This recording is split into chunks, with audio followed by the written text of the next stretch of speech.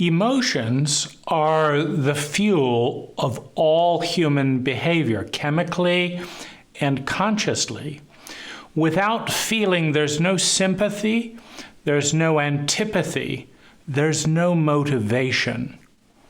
Emotions are the gasoline of consciousness, directing us to think here, to speak here, to focus on this direction, to take this action, because we care, because we value, because we load objects in our reality with emotion.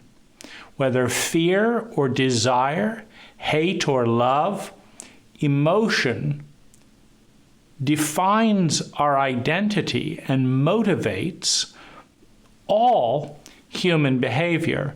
It's striking, therefore, that one can go cradle to grave in our culture and not receive a single formal hour of emotional training, of emotional literacy, of psychological training or psychological literacy. It is stunning that the fuel for all human action, past, present, and future, is so willfully unexamined. And as a young man in a culture that shames men for intense feelings, I found myself regularly confused, uncertain, looking to others who had no more emotional literacy than myself to understand how to respond when one's scared, how to respond when one's excited, how to respond when one's lonely, what to do when depressed. What does it mean that these feelings are happening, and why is this feeling okay to talk about and this one not? And what do we do with so much unknown unknowns? Now, naturally, it is hardly beneficial to a species, a family, a cult, or an individual to be this inept at navigating the primary source of all behavior, because ultimately our reality out there reflects the choices and the actions we take in here. And those choices and those actions are fueled by thoughts that produce feelings that lead to actions. So in this project, one of the things is to understand the polarity and the alchemical nature of feelings. For example, to understand, just like you cannot have aspirin without this and without this and without this, you require chemical properties in order to make an aspirin pill. You cannot have hate without helplessness. At the root of sincere hatred is not only fear, but a helplessness to do anything about it. And to hurt, there's pain, and there's fear of pain, and there's helplessness.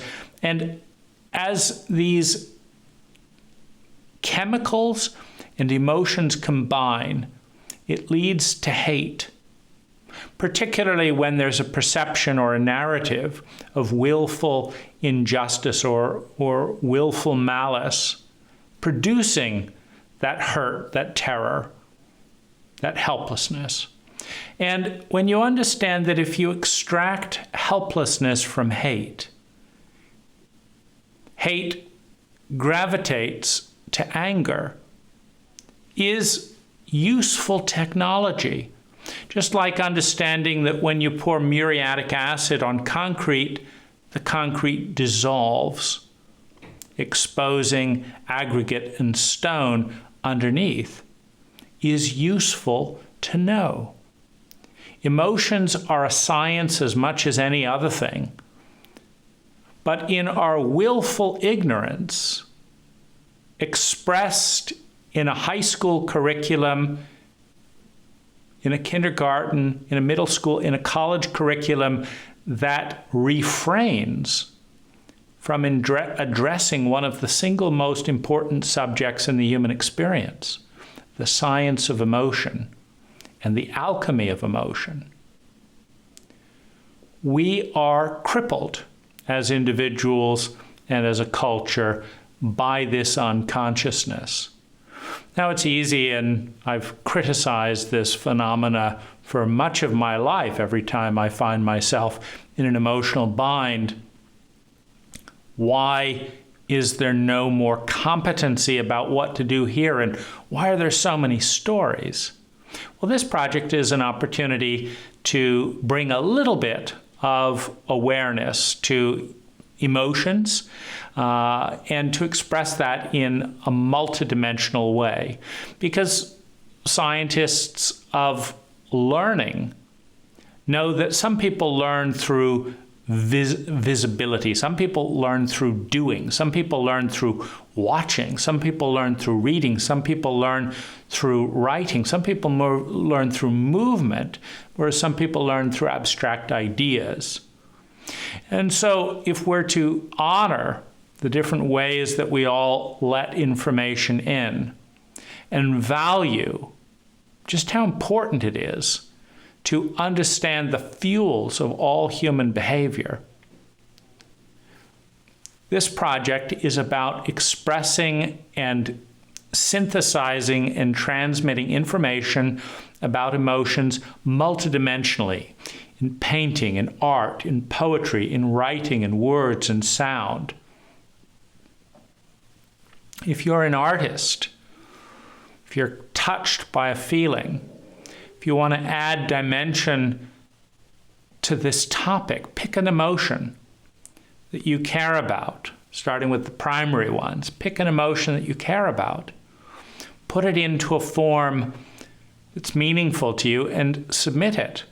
And we'll keep gathering and synthesizing and learning on our own until our education institutions catch up with our right as a human being to understand our primary fuel of action.